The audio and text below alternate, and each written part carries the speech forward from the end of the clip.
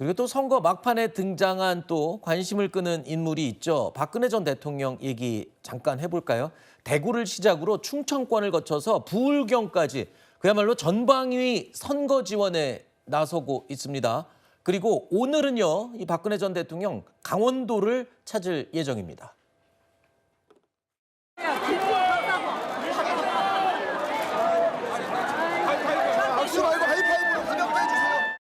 어머니 생가에 왔습니다. 꼭 그 부모님 뵙는 느낌. 참 그 오랜만에 이렇게 칠성 그 시장에 오게 됐는데 이렇게 막 반가워해 주시고. 오늘 12시로 원래 예정이 돼 있었으니까 지금쯤 강원도 원주쯤 돌고 있지 않을까 생각인데 들리는 얘기로는 각 지역 후보들이 박근혜 전 대통령 보수 후보들 서로 와달라고 막 요청을 한다는데 그게 맞습니까? 사실이에요? 뭐 일종의 뭐 선대위원장 역할을 사실상 하는 게 어허. 아니냐 뭐 이런 지적들도 나오고 있는데 네. 사실은 지금 국민의힘 장동혁 대표를 비롯한 그 지도부가 어떻게 보면 전국 선거에서 열심히 뛰고 뒷받침을 해야 함에도 불구하고 네. 그 상징성을 가지지 못하다 보니까 박근혜 전 대통령이 이렇게 소환이 되는 것이 아닌가라는 어허. 생각이 들고요. 네. 하지만 그 유영아 의원이 오늘 오전에 그 라디오에 출연해서 얘기하는 걸 들어보니까 네네. 당초에는 뭐 이렇게 전국적으로 그러니까 호남권과 수도권 제외하고 지금 거의 다 커버하고 있는 이런 모양새가 되고 있는데 당초에는 뭐 그런 계획이 있었던 것은 아니고 칠성시장을 방문했다가 보니까 이후에도 좀 여기도 와주십사 저기도 좀 와달라 이런 요청들이 있었다는 거예요. 그렇군요. 그래서 하다 보니까 이제 이런 방식으로 이제 좀 더 확대된 것이 아닌가 이렇게 생각이 됩니다. 그렇군요. 선거에서 사람들이 제일 무서워하는 게 바람이라 그러잖아요. 혹시 박근혜 전 대통령이 움직이는 거는 뭐 어떤 영향을 줄지에 대한 좀 고려를 하고 있나요?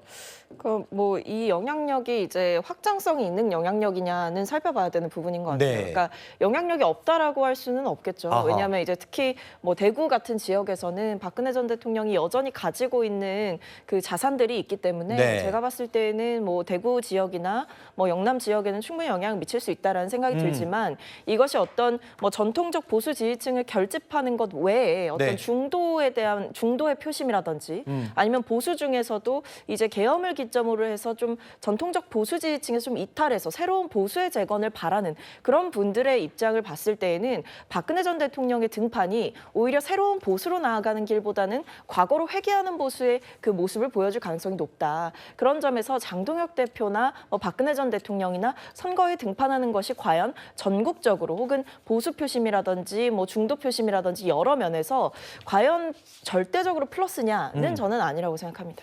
자, 제가 왜 그 질문을 드렸냐면 이 박근혜 전 대통령의 등장에 대해서 정청래 대표가 또 반응을 했습니다. 어떤 반응을 내놨는지 들어보시죠. 윤 어게인, 박근혜 어게인, MB 어게인까지 이제 그래서 보수가 결집하는 것처럼 이제 겉으로는 보이지 않습니까? 그래서 우리의 과제는 이재명 대통령에 힘을 실어주자. 이렇게 해서 선거가 잘못되면 이재명 대통령에게 큰일 난다.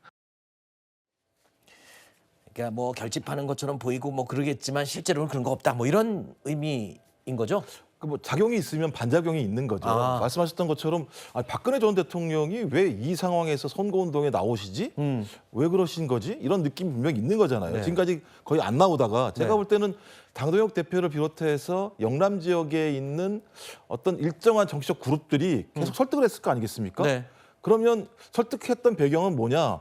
전 두 가지 정도겠죠. 하나는 65세 이상의 유권자, 보수 유권자들 분 같은 경우는 투표장에 많이 나오시잖아요. 그렇죠. 근데 박근혜 전 대통령 같은 경우는 그런 층에 호소할 수 있는 어떤 나름대로 아까 말씀하신 거의 바람이든 네. 아니면 과거에 박근혜 전 대통령에 대한 향수이든 그런 걸 가지고 있는 사람들을 동원하는 측면도 있을 겁니다만 네. 제가 볼 때는 지방선거 이후에 영남 지역에서 자기를 지키지 않으면 안 되는 상황이 있기 때문에 그 과정에서 박근혜 전 대통령과 소위 영남 지역에 있는 정치 그룹들의 일종의 연합이 아닌가라는 생각을 할 수도 있는 측면이 있는 거죠. 하지만 반대로 따지면 그럼 진보층은 가만히 있겠습니까? 네. 중도층 입장에서도 아니 어떻게 박근혜 전 대통령이 내란을 일으켜서 탄핵당한 정당, 그 본인도 탄핵을 당한 입장에서 네. 어떻게 지금 상황에서 장동혁 대표 체제를 지지해 줄 수 있는 거야. 이건 막아야 되는 거 아니야? 라고 하는 반작용이 있을 거기 때문에 네. 뭐 당장에야 이 바람이 불지 모르겠습니다. 며칠 지나면 네. 또 다른 생각들이